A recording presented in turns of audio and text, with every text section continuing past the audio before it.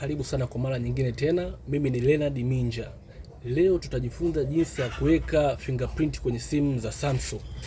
Moja kwa moja, ili kuweka fingerprint una slide kwenda juu, kisha unaingia kwenye setting yako. Unaingia kwenye setting yako ya simu. Baada ya hapo unapandisha juu, unaingia kwenye sehemu pameandikwa Biometric and Security. Unaingia kwenye Biometric and Security. Baada ya hapo unaingia kwenye Fingerprints. Itakwambia uandike password yako ya mwanzo. Kwa hiyo utaandika password yako ya mwanzo. Kama mimi nilikuwa natumia Z. Baada ya hapo itakuletea sehemu ya ku-add fingerprint. Kama hapa haijawekwa fingerprint yote, kwa hiyo utabonyeza add fingerprint. Utabonyeza add fingerprint. Hii button hapa.